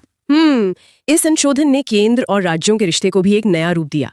5 महत्वपूर्ण विषय राज्य सूची से निकालकर संवर्ती सूची में डाल दिए गए। हाँ, और ये विषय थे शिक्षा, वन, वन्य जीवों का संरक्षण, नापतौल और न्याय प्रशासन। संवर्ती सूची में होने का मतलब है कि अब इन पर केंद्र भी कानून बना सकता है। हाँ, और अगर केंद्र और राज्य के कानून में कोई टकराव हो तो केंद्र का कानून ही मान्य होगा। इसने संघीय ढांचे को और ज्यादा केंद्र की तरफ झुका दिया। आपातकाल के प्रावधानों को भी और लचीला बनाया गया। अब देश के किसी एक हिस्से में भी राष्ट्रीय आपातकाल लगाया जा सकता था। जी, और राज्यों में राष्ट्रपति शासन की अवधि एक बार में 6 महीने से बढ़ाकर 1 साल कर दी गई। 1 साल? हाँ, 1 साल। इसका मतलब था उस राज्य पर केंद्र का सीधा नियंत्रण लंबे समय तक बनाए रखना। साथ ही केंद्र को यह भी शक्ति दी गई कि वो किसी भी राज्य में कानून व्यवस्था के नाम पर अपनी सेना भेज सकता है, भले ही राज्य सरकार इसकी मांग ना करे। ये तो राज्यों की स्वायत्ता पर सीधा हस्तक्षेप था। बिल्कुल। और आखिर में 2 प्रशासनिक बदलाव भी थे। अखिल भारतीय विधिक सेवा का गठन और सिविल सेवकों के खिलाफ अनुशासनात्मक कार्रवाई के नियमों में बदलाव। जी, अखिल भारतीय विधिक सेवा का विचार न्यायपालिका के लिए आईएएस और आईपीएस की तरह एक राष्ट्रीय कैडर बनाने का था, और सिविल सेवकों के मामले में उनके खिलाफ जो अनुशासनात्मक कार्रवाई की प्रक्रिया थी उसे छोटा कर दिया गया था। इससे कार्रवाई तो तेज हो सकती थी, लेकिन उनका अपना पक्ष रखने का एक महत्वपूर्ण अवसर खत्म हो गया। तो चलिए अब अगला संशोधन देखते हैं। 43वां संविधान संशोधन 1977। जी, ये संशोधन और इसके ठीक बाद जो 44वां आया, इन्हें एक साथ देखना चाहिए। ये वो दौर था जब इमरजेंसी के बाद जनता सरकार आई थी और उनका सबसे बड़ा काम था 42वें संशोधन के असर को पलटना। तो 43वें से इसकी शुरुआत हुई। हाँ, एक तरह से ये पहला कदम था। इसमें 2 मुख्य बातें थी। पहली, 42वें संशोधन ने सुप्रीम कोर्ट और हाई कोर्ट की न्यायिक समीक्षा की शक्ति को आप कह सकते हैं काफी कम कर दिया था। मतलब किसी कानून को जांचने की शक्ति। बिल्कुल। इस संशोधन ने वो शक्ति वापस अदालतों को लौटा दी। और दूसरी बात, सरकार को राष्ट्र विरोधी गतिविधियों के नाम पर कानून बनाने का जो एक असीमित अधिकार सा मिल गया था, उसे खत्म कर दिया गया। ठीक है, तो ये सिस्टम को रीसेट करने का पहला कदम था। लेकिन जो असली और बड़ा बदलाव आया वो तो 44वें संशोधन 1978 में था, है ना? बिल्कुल। 44वां संशोधन तो लोकतंत्र की मरम्मत का एक बहुत बड़ा दस्तावेज है। इसने कई स्तरों पर बदलाव किए। जैसे कि सबसे पहला और सीधा बदलाव था लोकसभा और विधानसभाओं का कार्यकाल वापस 5 साल करना। इमरजेंसी के दौरान इसे 6 साल कर दिया गया था। अच्छा। और साथ ही सदन की कार्यवाही के लिए कोरम की जरूरत को भी बहाल कर दिया गया। कोरम मतलब सदन में कोई भी काम शुरू करने के लिए कम से कम कितने सदस्य मौजूद होने चाहिए, वो वाला नियम। सही पकड़ा। इसके अलावा प्रेस की आजादी को लेकर एक बहुत जरूरी चीज हुई। संसद या विधानसभा में जो कुछ भी कहा जाता है उसकी सही रिपोर्टिंग करने पर मीडिया को कानूनी सुरक्षा दी गई। ये तो बहुत बड़ा कदम था। जी, ये सीधे सीधे लोकतंत्र में पारदर्शिता को मजबूत करने वाला कदम था। इसमें संसदीय विशेषाधिकारों को लेकर भी एक बदलाव था। ब्रिटिश हाउस ऑफ कॉमन्स का जो जिक्र था उसे हटा दिया गया। ये सुनने में छोटा लगता है, पर इसका क्या मतलब था? इसका सांकेतिक मतलब बहुत बड़ा था। एक तरह से हम अपनी संवैधानिक पहचान को ब्रिटिश छाया से बाहर निकाल रहे थे। हम कह रहे थे कि हमारी संसद अपने नियम खुद तय करेगी, हमें लंदन की तरफ देखने की जरूरत नहीं है। बिल्कुल। अब आते हैं उस हिस्से पर जिसने राष्ट्रपति और सरकार के रिश्ते को फिर से परिभाषित किया। हाँ, ये बहुत अहम है। इस संशोधन ने राष्ट्रपति को यह अधिकार दिया कि वो कैबिनेट की किसी सलाह को एक बार पुनर्विचार के लिए वापस भेज सकते हैं। बस एक बार? हाँ, सिर्फ एक बार। अगर कैबिनेट दोबारा वही सलाह भेज दे तो राष्ट्रपति को उसे मानना ही होगा। तो ये एक तरह का स्पीड ब्रेकर हुआ, वीटो पावर नहीं। राष्ट्रपति बस ये कह सकते हैं कि क्या आपने इस पर ठीक से सोच लिया है। बिल्कुल सही। और इसी से जुड़ा एक और बड़ा बदलाव था इमरजेंसी के प्रावधानों में शायद इस संशोधन का सबसे महत्वपूर्ण हिस्सा। आंतरिक अशांति वाला मामला है ना? जी, 1975 की इमरजेंसी आंतरिक अशांति के नाम पर लगाई गई थी। ये एक बहुत ही अस्पष्ट शब्द था, जिसका मतलब सरकार अपनी मर्जी से कुछ भी निकाल सकती थी। हाँ, 44th संशोधन ने इस आंतरिक अशांति शब्द को हटाकर सशस्त्र विद्रोह कर दिया। इसका क्या असर हुआ? असर ये हुआ कि अब इमरजेंसी सिर्फ तभी लग सकती है जब देश के अंदर हथियारों के साथ कोई विद्रोह हो, न कि किसी भी राजनीतिक प्रदर्शन पर। और एक और शर्त जोड़ी गई थी जहां तक मुझे याद है। जी, ये भी कि राष्ट्रपति इमरजेंसी की घोषणा तभी करेंगे जब पूरी कैबिनेट उन्हें लिखित में सलाह देगी, सिर्फ प्रधानमंत्री के कहने पर नहीं। ये तो बहुत बड़े सुरक्षा कवच है। लेकिन नागरिकों के मूल अधिकारों के लिए भी इसमें कुछ था? निश्चित रूप से। और ये इसकी आत्मा है। इस संशोधन ने साफ कर दिया कि इमरजेंसी के दौरान भी सरकार अनुच्छेद 20 और 21 के तहत मिले अधिकार नहीं छीन सकती। अनुच्छेद 21 यानी जीने का अधिकार। हाँ, मतलब देश में चाहे कुछ भी हो जाए, कानून की स्थापित प्रक्रिया के बिना सरकार किसी की जान या व्यक्तिगत स्वतंत्रता नहीं ले सकती। और इसी संशोधन ने संपत्ति के अधिकार को मूल अधिकारों की सूची से हटाया था। जी, उसे मूल अधिकार से हटाकर एक कानूनी अधिकार बना दिया गया। इसका मतलब था कि अब कोई ये कहकर सीधे सुप्रीम कोर्ट नहीं जा सकता था कि उसके मूल अधिकार का हनन हुआ है। ठीक है, तो ये तो हुए 44th संशोधन के बड़े बदलाव। अब आगे बढ़ते हैं 45th संविधान संशोधन 1980। ये आरक्षण से संबंधित था। ये एक तरह का नियमित काम था जो हर 10 साल में होता है। इसके तहत अनुसूचित जाति और जनजाति के लिए आरक्षण को अगले 10 साल के लिए मतलब 1990 तक बढ़ा दिया गया। अच्छा, और इसके बाद 46th संशोधन 1982 ये कर प्रणाली से जुड़ा था। जी, इसने राज्यों को अपनी विधियों में जो कुछ कमियां थीं उन्हें दूर करने और बिक्री करके बकाये को वसूलने में सक्षम बनाया। इसके बाद 1984 में तो कई संशोधन हुए। 47 से शुरू करते हैं। 47वें संशोधन के जरिए कुछ राज्यों के 14 भू सुधार अधिनियमों को 9वीं अनुसूची में डाल दिया गया। 9वीं अनुसूची यानी वो सेफ डिपॉजिट बॉक्स जहां कानूनों को न्यायिक समीक्षा से बचाया जाता है। बिल्कुल सही, ताकि उन्हें अदालतों में चुनौती न दी जा सके। और फिर 48th संविधान संशोधन 1984 ये पंजाब से जुड़ा था। हाँ, उस समय पंजाब के हालात बहुत गंभीर थे, तो इस संशोधन के तहत पंजाब में राष्ट्रपति शासन को 1 वर्ष से आगे बढ़ाने की अनुमति दी गई, वो भी बिना उन 2 विशेष शर्तों को पूरा किए जो सामान्यतः जरूरी होती हैं। ये एक असाधारण कदम था। जी, असाधारण स्थिति के लिए। अगला है 49वां संविधान संशोधन 1984। इसने त्रिपुरा में स्वायत्त जिला परिषद को संवैधानिक मंजूरी दी। ये पूर्वोत्तर की स्थानीय जनजातियों को अधिकार देने की दिशा में एक कदम था। और 50वां संशोधन 1984। ये संशोधन संसद को एक विशेष शक्ति देता है। क्या? वो खुफिया संगठनों यानी इंटेलिजेंस ऑर्गेनाइजेशंस और सशस्त्र बलों में काम करने वाले कुछ लोगों के मूल अधिकारों को प्रतिबंधित कर सकती है। मतलब अभिव्यक्ति की आजादी जैसे अधिकारों पर? हाँ, तर्क ये था कि राष्ट्रीय सुरक्षा और अनुशासन के लिए ये जरूरी है। ठीक है, अब 51वां संशोधन 1984। इसके द्वारा मेघालय, अरुणाचल प्रदेश, नागालैंड और मिजोरम के लिए लोकसभा में सीटों के आरक्षण की व्यवस्था की गई और इसी तरह नागालैंड और मेघालय की विधानसभाओं में भी। तो पूर्वोत्तर पर काफी ध्यान दिया जा रहा था। जी। अब आते हैं एक बहुत ही चर्चित संशोधन पर, 52वां संविधान संशोधन 1985। हाँ, इसे दल बदल विरोधी कानून या एंटी डिफेक्शन लॉ के रूप में जाना जाता है। आया राम गया राम की राजनीति को रोकने के लिए। बिल्कुल। इसके तहत संसद और राज्य विधानमंडल के सदस्यों को दल बदल करने के आधार पर अयोग्य ठहराने की व्यवस्था की गई और इसी के साथ संविधान में 10वीं अनुसूची को भी जोड़ा गया। लक्ष्य तो अच्छा था, लेकिन क्या इसने एक नई बहस को जन्म नहीं दिया कि अब तो कोई भी विधायक अपनी पार्टी के खिलाफ आवाज ही नहीं उठा सकता? ये इस कानून की सबसे बड़ी आलोचना है और ये बहस आज भी जारी है। इसने स्थिरता तो दी पर पार्टी के अंदर के लोकतंत्र को शायद कमजोर किया। ठीक है, अब 1986 के संशोधनों पर आते हैं। 53वां संविधान संशोधन। ये मिजोरम के लिए था। इसमें मिजोरम के लिए कुछ विशेष प्रावधान किए गए और उसकी विधानसभा के लिए न्यूनतम 40 सदस्यों की व्यवस्था की गई। और 54वां ये जजों के वेतन से जुड़ा था, सही है? जी, सुप्रीम कोर्ट और हाई कोर्ट के न्यायाधीशों के वेतन में बढ़ोतरी की गई और यह भी तय हुआ कि भविष्य में संसद साधारण कानून बनाकर ही इसमें बदलाव कर सकती है, बार-बार संविधान संशोधन की जरूरत नहीं पड़ेगी। इसके बाद 55वां संशोधन 1986। ये अरुणाचल प्रदेश के लिए था। इसके तहत वहां की विधानसभा के सदस्यों की संख्या 30 निश्चित की गई। और इसी तरह का एक और संशोधन था 56वां जो 1987 में हुआ। जी, उसके द्वारा गोवा विधानसभा के सदस्यों की संख्या 30 निश्चित की गई। और 57वां संविधान संशोधन 1987। ये फिर से पूर्वोत्तर राज्यों में आरक्षण से जुड़ा था। इसके तहत अरुणाचल प्रदेश, मेघालय, मिजोरम और नागालैंड की विधानसभाओं में अनुसूचित जनजातियों के लिए सीटों के आरक्षण की व्यवस्था की गई। इसके बाद 58वां संशोधन 1987 भाषा से संबंधित था। बिल्कुल। इसके द्वारा संविधान का एक प्राधिकृत मतलब एक ऑफिशियल टेक्स्ट हिंदी भाषा में उपलब्ध कराया गया और उसे अंग्रेजी के बराबर ही कानूनी मान्यता दी गई। जी, ये एक बहुत महत्वपूर्ण कदम था। 1988 का 59वां संविधान संशोधन फिर से पंजाब पर केंद्रित था। ये तो काफी विवादास्पद था। हाँ, बहुत ज्यादा, क्योंकि इसने 44वें संशोधन के एक बहुत बड़े सुधार को सिर्फ पंजाब के लिए पलट दिया। मतलब? इसने सरकार को यह अधिकार दे दिया कि वो पंजाब में आंतरिक अशांति के आधार पर राष्ट्रीय आपातकाल की घोषणा कर सकती है। जिस शब्द को पूरे देश के लिए हटाया गया था उसे एक राज्य के लिए वापस ले आया गया। ये दिखाता है कि उस वक्त पंजाब में हालात कितने गंभीर माने जा रहे थे। बिल्कुल। अगला है 60वां संविधान संशोधन 1988। यह करों की सीमा से संबंधित था।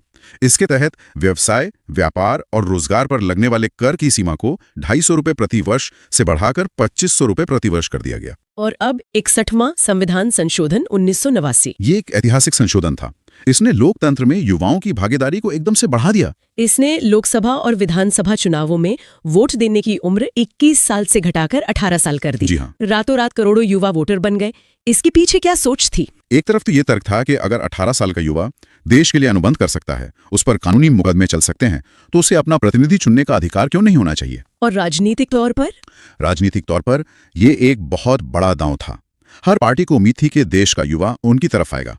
इसने चुनाव प्रचार के तरीके बदल दिए, मुद्दे बदल दिए। मतलब अब पार्टियों को युवाओं की नौकरियों और उनकी आकांक्षाओं के बारे में बात करनी पड़ी। बिल्कुल। इसने भारतीय लोकतंत्र को और ज्यादा ऊर्जावान और समावेशी बना दिया। ये सिर्फ एक नंबर का बदलाव नहीं था, ये लोकतंत्र में एक पूरी पीढ़ी की भागीदारी का दरवाजा खोलने जैसा था। तो चलिए अब अगला संशोधन देखते हैं। जी। 62वां संविधान संशोधन 1989। जी। इसके जरिए लोकसभा और राज्य विधानसभाओं में जो अनुसूचित जातियों और जनजातियों के लिए आरक्षण था और आंग्ल भारतीयों का प्रतिनिधित्व भी, हाँ, उसे अगले 10 सालों के लिए मतलब साल 2000 तक बढ़ा दिया गया। बिल्कुल।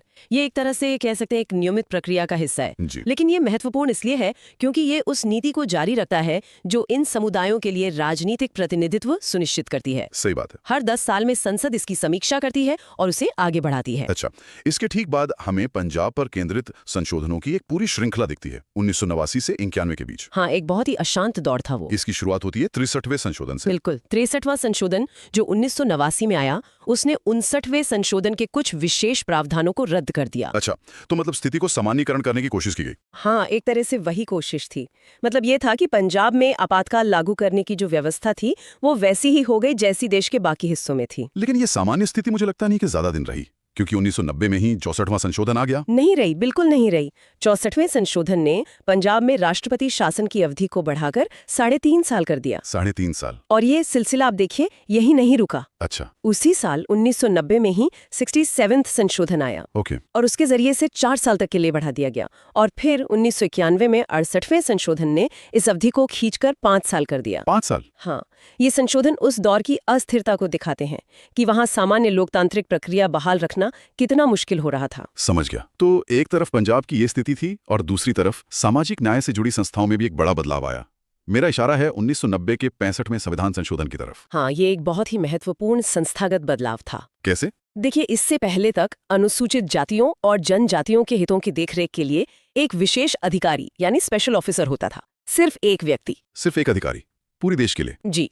तो इस संशोधन ने उस एकल सदस्यीय व्यवस्था को बदल दिया और उसकी जगह एक बहुसदस्यीय राष्ट्रीय अनुसूचित जाति और जनजाति आयोग की स्थापना का प्रावधान किया। तो मतलब एक व्यक्ति की जगह पूरा एक आयोग था। बिल्कुल। इसका मकसद ही यही था कि इन समुदायों के अधिकारों की रक्षा के लिए एक ज्यादा मजबूत और कह सकते हैं व्यापक संस्था बनाई जाए। और प्रतिनिधित्व से जुड़ा एक और संशोधन मुझे याद आ रहा, 1992 में त्रिपुरा के लिए किया गया था, 72वां संशोधन। सही। इस संशोधन के माध्यम से त्रिपुरा की विधानसभा में अनुसूचित जनजातियों के लिए सीटों के आरक्षण की व्यवस्था की गई। ये वहाँ की विशेष जनसांख्यिकीय संरचना को देखते हुए किया गया होगा। एकदम सही।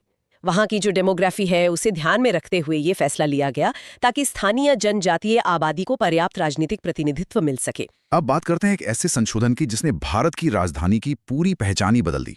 मैं बात कर रहा हूँ 1991 के 69वें संविधान संशोधन की। ये तो दिल्ली के इतिहास में एक मील का पत्थर है। इस संशोधन ने केंद्र शासित प्रदेश दिल्ली को एक विशेष दर्जा दिया और उसे राष्ट्रीय राजधानी क्षेत्र दिल्ली बनाया। पर सबसे बड़ी बात वो नहीं थी। तो क्या थी सबसे बड़ी बात? सबसे बड़ी बात ये थी कि इसके तहत दिल्ली के लिए 27 सदस्यों वाली एक विधानसभा और 67 सदस्यों वाली मंत्रिपरिषद की व्यवस्था की गई। मतलब दिल्ली को अपनी चुनी हुई सरकार मिली? हाँ, स्वशासन की दिशा में ये एक बहुत बड़ा कदम था। और दिल्ली को जो ये नया दर्जा मिला, इसका असर क्या राष्ट्रपति के चुनाव पर भी पड़ा? क्योंकि ये हमें 70वें संशोधन में दिखता है। बिल्कुल पड़ा। 1992 पर जो 70वां संशोधन था उसने राष्ट्रपति के चुनाव के लिए जो निर्वाचक मंडल होता है, मतलब इलेक्टोरल कॉलेज, उसमें एक महत्वपूर्ण विस्तार किया। इसके तहत राष्ट्रीय राजधानी क्षेत्र दिल्ली और केंद्र शासित प्रदेश पुदुचेरी की विधानसभाओं के जो निर्वाचित सदस्य हैं, उन्हें भी वोट देने का अधिकार मिल गया। हाँ, उन्हें भी राष्ट्रपति चुनाव में वोट देने का अधिकार दिया गया। इससे जो हमारा संघीय ढांचा है उससे और मजबूती मिली। इसी दौर में कुछ और महत्वपूर्ण कानूनी बदलाव भी हुए, जैसे 1990 का 66वां संशोधन जिसका संबंध भूमि सुधार से था। हाँ, इस संशोधन के जरिए अलग अलग राज्यों के बनाए हुए 55 भूमि सुधार अधिनियमों को संविधान की 9वीं अनुसूची में शामिल कर लिया गया। और फिर 1992 में भाषाओं को लेकर भी एक बड़ा फैसला हुआ 71वें संशोधन के जरिए। हाँ, ये भारत की जो भाषाई विविधता है उसे संवैधानिक मान्यता देने की दिशा में एक बहुत अहम कदम था। कौन कौन सी भाषाएं शामिल की गई? इस संशोधन के द्वारा कोंकणी, मणिपुरी और नेपाली इन 3 भाषाओं को संविधान की 8वीं अनुसूची में शामिल किया गया। तो इसके साथ कुल संख्या 18 हो गई। जी, उस समय कुल संख्या बढ़कर 18 हो गई। और अब आते हैं इस दौर के उन 2 सबसे बड़े ऐतिहासिक संशोधनों पर जिन्होंने भारत में जमीनी स्तर पर लोकतंत्र की नींव को पूरी तरह से बदल दिया। 73 और 74 संशोधन। ये दोनों संशोधन मतलब भारतीय लोकतंत्र में सत्ता के विकेंद्रीकरण के सबसे बड़े प्रतीक हैं। डिसेंट्रलाइजेशन। हाँ, डिसेंट्रलाइजेशन। 73वें संशोधन ने पंचायती राज संस्थाओं यानी जो ग्रामीण स्थानीय निकाय हैं उनको संवैधानिक दर्जा और सुरक्षा दी। इसके लिए संविधान में एक नया भाग भी जुड़ा गया था, है ना? जी, एक नया भाग 9 जोड़ा गया जिसका नाम पंचायत रखा गया और साथ ही एक नई 11वीं अनुसूची भी जोड़ी गई।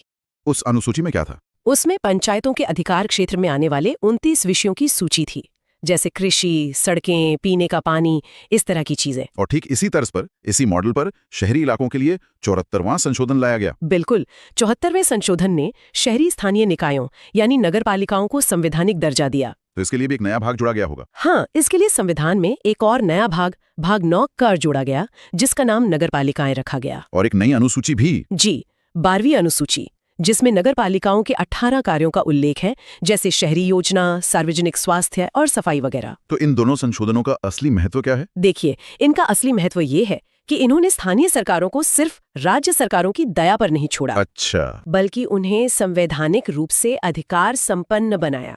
इससे जमीनी स्तर पर लोकतंत्र को जो मजबूती मिली वो अभूतपूर्व। चलिए अब अगला संशोधन देखते हैं, 75वां संविधान संशोधन 1994।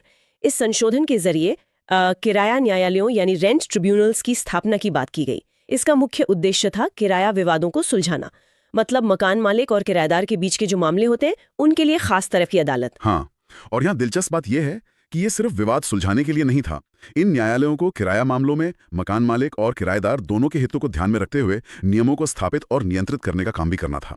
ये एक तरह से रोजमर्रा के जो नागरिक विवाद हैं उनके लिए न्यायिक प्रक्रिया को और ज्यादा स्पेशलाइज्ड बनाने की कोशिश थी। ठीक है, अब यहाँ से चीजें और दिलचस्प हो जाती हैं। अगला है 76वां संविधान संशोधन 1994 और ये तमिलनाडु आरक्षण अधिनियम 1994 से जुड़ा है। इस अधिनियम ने राज्य के शैक्षणिक संस्थानों और सरकारी नौकरियों में 69% आरक्षण की व्यवस्था की थी। और यहाँ जो सबसे बड़ा कदम उठाया गया वो था इस अधिनियम को 9वीं अनुसूची में डालना। अच्छा। 9वीं अनुसूची एक तरह की संवैधानिक ढाल है जो उसमें शामिल कानूनों को न्यायिक समीक्षा से बचाती है। ये इसलिए महत्वपूर्ण था क्योंकि 1992 में ही सुप्रीम कोर्ट ने ये व्यवस्था दी थी कि कुल आरक्षण 50% से ज्यादा नहीं होना चाहिए। बिल्कुल, तो ये उस 50% की सीमा को पार करने का एक संवैधानिक रास्ता था। यानी आरक्षण की सीमा पर न्यायपालिका और विधायिका के बीच एक तरह का टकराव साफ दिख रहा है। और इसी से जुड़ा है 77वां संशोधन 1995। इसमें सरकारी नौकरियों में अनुसूचित जाति और जनजाति के लोगों के लिए पदोन्नति यानी प्रमोशन में आरक्षण की व्यवस्था की गई। और इस संशोधन ने भी उच्चतम न्यायालय के एक पुराने निर्णय को रद्द कर दिया था। बिल्कुल, ये दिखाता है कि संसद सामाजिक न्याय की नीतियों को लागू करने के लिए अपनी शक्तियों का इस्तेमाल कर रही थी, भले ही उसके लिए न्यायिक फैसलों को पलटना पड़े। ये आप कह सकते हैं कार्यपालिका और न्यायपालिका के बीच संतुलन का एक क्लासिक उदाहरण है। और 9वीं अनुसूची की बात फिर से आती है 78वें संशोधन 1995 में। इसमें अलग अलग राज्यों के 27 और भूमि सुधार अधिनियमों को 9वीं अनुसूची में शामिल कर दिया गया। इसके बाद तो इस अनुसूची में शामिल अधिनियमों की संख्या 282 हो गई। हाँ, और इसमें एक दिलचस्प तथ्य ये भी है कि कुल अधिनियम 282 हो गए, लेकिन जो आखिरी एंट्री नंबर था वो 284 था। ये छोटी छोटी बातें दिखाती हैं कि संविधान का दस्तावेज कितना जटिल और डिटेल्ड हो सकता है। फिर आया 79वां संशोधन 1999। ये काफी सीधा था। लोकसभा और विधानसभाओं में अनुसूचित जाति और जनजाति के लिए आरक्षण और साथ ही आंग्ल भारतीय यानी एंग्लो इंडियन समुदाय के प्रतिनिधित्व को अगले 10 साल के लिए मतलब 2010 तक के लिए बढ़ा दिया गया। हाँ, ये एक तरह की नियमित प्रक्रिया है। संविधान के इन प्रावधानों को जीवित रखने के लिए समय समय पर संसद द्वारा इन्हें आगे बढ़ाना पड़ता है। सही है। अब आते हैं साल 2000 पर, जिसमें कई महत्वपूर्ण संशोधन हुए। पहला था 80वां संशोधन। इसमें केंद्र और राज्यों के बीच राजस्व मतलब रेवेन्यू के बंटवारे की एक नई योजना बनाई गई। जी, ये 10वें वित्त आयोग की सिफारिश पर आधारित था। सिफारिश ये थी कि केंद्रीय करों और शुल्कों से जो भी कुल आय होती है उसका 29% हिस्सा राज्यों के बीच बांटा जाना चाहिए। ये केंद्र राज्य वित्तीय संबंधों में एक बहुत बड़ा बदलाव था। अगला 81वां संशोधन 2000। ये भी आरक्षण से ही जुड़ा है, लेकिन इसका पहलू बहुत खास है। इसने बैकलॉग वैकेंसी की समस्या को सुलझाने की कोशिश की। मतलब अगर किसी साल आरक्षित श्रेणी की सीटें नहीं भर पाती हैं तो उनका क्या होगा। और इसका समाधान ये निकाला गया कि उन खाली सीटों को एक अलग श्रेणी माना जाएगा जिन्हें आने वाले सालों में भरा जा सकता है। और सबसे महत्वपूर्ण बात, क्या? इन बैकलॉग सीटों को उस साल के 50% आरक्षण सीमा में नहीं गिना जाएगा। अच्छा। दूसरे शब्दों में इस संशोधन ने बैकलॉग रिक्तियों के मामले में 50% की सीमा को खत्म कर दिया। ये तो बहुत बड़ा कदम था। इसी साल 82वां संशोधन भी आया। इसने केंद्र और राज्य की लोक सेवाओं में अनुसूचित जाति और जनजाति के लिए पदोन्नति के मामले में अंकों और योग्यता में छूट देने का प्रावधान किया। हाँ, ये 77 में संशोधन का ही एक तरह से विस्तार है। एक तरफ प्रमोशन में आरक्षण दिया गया और दूसरी तरफ यह सुनिश्चित किया गया कि उसे लागू करने के लिए जरूरी योग्यता मानदंडों में भी रियायत दी जा सके। साल 2000 का एक और संशोधन बड़ा अनोखा है, 83वां संशोधन।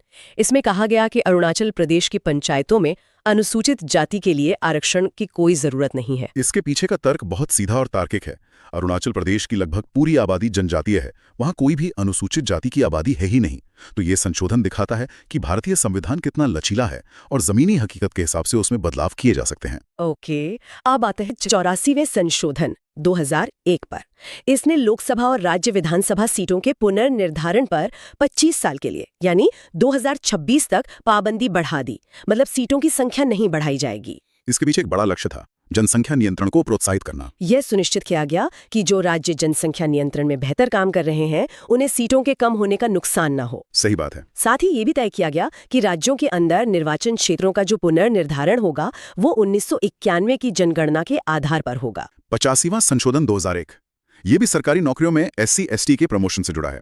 इसने परिणामिक वरिष्ठता यानी कॉन्सिक्वेंशियल सीनियोरिटी को जून 1995 से प्रभावी मानने की व्यवस्था की। परिणामिक वरिष्ठता का मतलब है कि जब आरक्षित श्रेणी के किसी कर्मचारी को प्रमोशन मिलता है तो वो उस नई पोस्ट पर अपने उन सीनियर सहकर्मियों से भी सीनियर हो जाएगा जो सामान्य श्रेणी के हैं और जिन्हें अभी प्रमोशन नहीं मिला है। ओह, तो मतलब सीनियोरिटी लिस्ट में भी वो ऊपर आ जाएगा। बिल्कुल। और इस संशोधन की सबसे खास बात थी कि इसे पिछली तारीख यानी जून 1995 से लागू किया गया, जिसका असर कई कर्मचारियों की सीनियोरिटी पर पड़ा। तो चलिए अब अगला संशोधन देखते हैं, 86वां संविधान संशोधन 2002। इस संशोधन ने मुझे लगता है प्रारंभिक शिक्षा को एक मूल अधिकार बना दिया। एक नया अनुच्छेद 21 क जोड़ा गया और इसमें कहा गया कि राज्यों को 6 से 14 साल के बच्चों के लिए मुफ्त प्रारंभिक शिक्षा की व्यवस्था करनी होगी। जी बिल्कुल। और इसका असर सिर्फ एक जगह नहीं हुआ, ये बहुत दिलचस्प है। इसने संविधान में आप कह सकते हैं 3 जगहों पर बदलाव किया। पहला तो जैसा आपने बताया, शिक्षा एक मौलिक अधिकार बन गया। दूसरा, नीति निर्देशक तत्वों में भी बदलाव हुआ, मतलब जो अनुच्छेद 45 था उसकी विषय वस्तु बदल दी गई। अच्छा। अब राज्य का यह प्रयास रहेगा कि वह सभी बच्चों को 14 वर्ष की आयु तक मुफ्त और अनिवार्य शिक्षा दे। और तीसरा एक नया मूल कर्तव्य भी जोड़ा गया। अनुच्छेद 51 क के तहत अब हर भारतीय नागरिक का, चाहे वो माता पिता हों या अभिभावक, ये कर्तव्य होगा कि वो अपने 6 से 14 वर्ष के बच्चे को शिक्षा की सुविधा दें। तो ये एक तरह से शिक्षा को हर स्तर पर सुनिश्चित करने की कोशिश थी। ये तो वाकई बहुत व्यापक था। चलिए अब 88वें संशोधन 2003 को देखते हैं। ये निर्वाचन क्षेत्रों के पुनर्निर्धारण से जुड़ा है। इसमें यह कहा गया कि अब क्षेत्रीय निर्वाचन क्षेत्रों का आधार 2001 की जनगणना होगी, 1991 की नहीं। हाँ, ये एक तकनीकी लेकिन बहुत जरूरी बदलाव था। जरूरी क्यों? इसका सीधा मतलब यह है कि लोकसभा और विधानसभा की सीटें उस आबादी के हिसाब से तय होंगी जो ज्यादा हाल की है। इससे होता यह है कि प्रतिनिधित्व ज्यादा न्याय संगत होता है, क्योंकि ये पिछले दशक में जनसंख्या में जो बदलाव हुए हैं उनको ध्यान में रखता है। सही बात है। अगला है 88वां संशोधन 2003, जो सेवा कर यानी सर्विस टैक्स से संबंधित है। इसके तहत सेवाओं पर कर केंद्र सरकार लगाएगी। हाँ, लेकिन यहाँ दिलचस्प बात कर के बंटवारे की है। वो क्या है? टैक्स लगाएगा तो केंद्र, लेकिन उसकी वसूली और उपयोग वो केंद्र और राज्य दोनों मिलकर करेंगे, और इसका फॉर्मूला संसद तय करेगी। ये वित्तीय संघवाद का एक बहुत अच्छा उदाहरण है, जहां केंद्र और राज्य मिलकर राजस्व का प्रबंधन करते हैं। अच्छा, अब आते हैं 89वें संशोधन पर। यह भी 2003 का ही है। इसने एक बड़े आयोग को 2 हिस्सों में बांट दिया। राष्ट्रीय अनुसूचित जाति एवं जनजाति आयोग का विभाजन हो गया। बिल्कुल। अब 2 अलग अलग आयोग हैं। एक है राष्ट्रीय अनुसूचित जाति आयोग और दूसरा राष्ट्रीय अनुसूचित जनजाति आयोग। इसकी जरूरत क्यों पड़ी? ऐसे इसलिए किया गया ताकि दोनों समुदायों के जो विशिष्ट मुद्दे हैं उन पर ज्यादा ध्यान दिया जा सके। दोनों आयोगों की संरचना एक जैसी ही होगी, एक अध्यक्ष, एक उपाध्यक्ष और 3 अन्य सदस्य, और इनकी नियुक्ति राष्ट्रपति द्वारा की जाएगी। चलिए अब 90वां संशोधन 2003। ये काफी विशिष्ट है और असम राज्य से जुड़ा है। हाँ, ये असम में बोडोलैंड टेरिटोरियल एरियाज डिस्ट्रिक्ट के गठन से जुड़ा है। इस संशोधन ने यह सुनिश्चित किया कि उस क्षेत्र से असम विधानसभा में अनुसूचित जनजातियों और गैर अनुसूचित जातियों का जो प्रतिनिधित्व पहले से था वो बना रहे। जी, वो बना रहे। ये एक तरह से राजनीतिक स्थिरता और प्रतिनिधित्व को कायम रखने का एक उपाय था। अब आते हैं एक बहुत ही महत्वपूर्ण संशोधन पर, 91वां संविधान संशोधन 2003। इसका मुख्य उद्देश्य था मंत्रिपरिषद के आकार को सीमित करना और दल बदल कानून को मजबूत करना। इसमें पहला बड़ा नियम तो ये था कि केंद्रीय मंत्रिपरिषद में प्रधानमंत्री समेत मंत्रियों की कुल संख्या लोकसभा की कुल सदस्य संख्या के 15% से ज्यादा नहीं होगी। बिल्कुल। और यही नियम राज्यों पर भी लागू हुआ। वहां मुख्यमंत्री समेत मंत्रियों की संख्या विधानसभा के 15% से अधिक नहीं हो सकती। हाँ, और राज्यों के लिए एक न्यूनतम संख्या भी तय की गई। कम से कम 12 मंत्री मुख्यमंत्री समेत होने चाहिए। इस सीमा का मुख्य कारण जंबो कैबिनेट की प्रथा को रोकना था, जहां राजनीतिक संतुष्टि के लिए बहुत सारे मंत्री बना दिए जाते थे। सही कहा, और इससे सरकारी खजाने पर बहुत बोझ पड़ता था। इसी संशोधन ने दल बदल को और मुश्किल बना दिया। अब अगर संसद या विधानसभा का कोई सदस्य दल बदल के आधार पर अयोग्य घोषित होता है तो वो मंत्री पद के लिए भी अयोग्य हो जाएगा। एक बहुत बड़ा बदलाव था। मतलब इसने उस रास्ते को ही बंद कर दिया जहां दल बदल करने वाले विधायक या सांसद को इनाम के तौर पर मंत्री पद दे दिया जाता था। इसके अलावा ऐसे अयोग्य सदस्य किसी भी लाभप्रद राजनीतिक पद पर भी नहीं रह सकते। और शायद सबसे बड़ा बदलाव तो 10वीं अनुसूची में किया गया था। पहले एक नियम था कि अगर किसी पार्टी के 1/3 सदस्य एक साथ पार्टी छोड़ते हैं तो उसे दल बदल नहीं माना जाएगा। इस संशोधन ने उस प्रावधान को ही खत्म कर दिया। बिल्कुल, उस 1/3 वाले नियम का बहुत दुरुपयोग होता था। उसे हटाकर फूट के आधार पर दल बदल को लगभग असंभव बना दिया गया। अब केवल विलय का विकल्प ही बचा है, जिसके नियम कहीं ज्यादा सख्त हैं। इसके बाद है 92वां संशोधन 2003, जिसने संविधान की 8वीं अनुसूची का विस्तार किया। हाँ, इसमें 4 नई भाषाएं जोड़ी गईं, बोडो, डोगरी, मैथिली और संथाली। इसके साथ ही अनुसूचित भाषाओं की कुल संख्या 22 हो गई। 8वीं अनुसूची में शामिल होने से इन भाषाओं को सरकारी संरक्षण और बढ़ावा मिलता है। जी बिल्कुल। अब है 93वां संशोधन 2005। ये आरक्षण से संबंधित है। इसने राज्यों को सामाजिक और शैक्षिक रूप से पिछड़े वर्गों, अनुसूचित जातियों और जनजातियों के लिए शैक्षणिक संस्थानों में आरक्षण के लिए विशेष प्रावधान बनाने की शक्ति दी। यहाँ सबसे ध्यान देने वाली बात यह है कि इसमें निजी क्षेत्र के शैक्षणिक संस्थान भी शामिल हैं। अच्छा जी, ये संशोधन सामाजिक न्याय के दायरे को समझ गई। अब 94वां संशोधन 2006, ये एक प्रशासनिक बदलाव से जुड़ा है। इसके द्वारा बिहार को एक जनजातीय मंत्री की नियुक्ति की बाध्यता से मुक्त कर दिया गया। ऐसा इसलिए हुआ क्योंकि 2000 में बिहार के विभाजन के बाद जो बड़ा जनजातीय क्षेत्र था वो झारखंड में चला गया था। तो अब ये जिम्मेदारी झारखंड और छत्तीसगढ़ के लिए लागू कर दी गई। हाँ, मध्य प्रदेश और उड़ीसा में ये प्रावधान तो पहले से ही था। 95वां संशोधन 2009, ये भी आरक्षण की निरंतरता से ही जुड़ा है। जी, इसके जरिए लोकसभा और राज्यों की विधानसभाओं में अनुसूचित जातियों, अनुसूचित जनजातियों और आंग्ल भारतीयों के लिए सीटों के आरक्षण को अगले 10 वर्षों के लिए, यानी 2020 तक के लिए बढ़ा दिया गया। बिल्कुल। अब 96वां संशोधन 2011, ये एक बहुत ही छोटा लेकिन भाषाई पहचान के लिए महत्वपूर्ण बदलाव है। इसने 8वीं अनुसूची में एक भाषा का नाम बदला। जी। अंग्रेजी में जो ओडिया था उसके स्थान पर ओडिया कर दिया गया। ये भाषा के सही और जो स्थानीय उच्चारण है उसको संवैधानिक मान्यता देने जैसा था। 97वां संशोधन 2011, जिसने सहकारी समितियों यानी कोऑपरेटिव सोसाइटीज पर ध्यान केंद्रित किया। इस संशोधन का उद्देश्य सहकारी समितियों को एक संवैधानिक दर्जा और संरक्षण देना था। इसके लिए 3 बड़े बदलाव किए गए। पहला, सहकारी समिति बनाने का अधिकार एक मौलिक अधिकार बन गया। दूसरा, राज्य के नीति निदेशक सिद्धांतों में सहकारी समितियों को बढ़ावा देने का एक नया सिद्धांत जोड़ा गया। और तीसरा और सबसे महत्वपूर्ण, संविधान में सहकारी समितियां नाम से एक नया भाग 9ख जोड़ा गया। ठीक वैसे ही जैसे पंचायतों के लिए भाग 9 है और नगरपालिकाओं के लिए भाग 9क है। इसने एक तरह से सहकारी आंदोलन को देश के शासन की संरचना में एक मजबूत और स्थायी जगह दी थी। 2012 के 98वें संशोधन, ये कर्नाटक के खास इलाके से जुड़ा था। हाँ, ये हैदराबाद कर्नाटक क्षेत्र के बारे में था। देखिए, दशकों से ये इलाका विकास की दौड़ में काफी पिछड़ गया था। तो इस संशोधन का सीधा सा मकसद था कि एक ऐसा सिस्टम बनाया जाए जो खास तौर पर इस इलाके के विकास पर ध्यान दे सके। अच्छा। इसमें वहाँ के लोगों के लिए नौकरियों और शिक्षा में आरक्षण की बात भी थी और विकास के लिए फंड्स सही तरीके से पहुंचे, ये भी सुनिश्चित करना था। यानी ये संविधान के जरिए सीधे तौर पर किसी एक पिछड़े इलाके की मदद करने की कोशिश थी। मतलब सिर्फ पैसा देने के बजाय पूरा एक सिस्टम बनाने की कोशिश। बिल्कुल, ये क्षेत्रीय असमानताओं को दूर करने का एक बहुत अच्छा उदाहरण है। बात सिर्फ वित्तीय सहायता की नहीं थी, बल्कि ये सुनिश्चित करने की थी कि विकास की प्रक्रिया में स्थानीय लोगों की भागीदारी हो। ये एक तरह से संविधान का जमीनी स्तर पर दखल देना था ताकि विकास का संतुलन बना रहे। दिलचस्प है।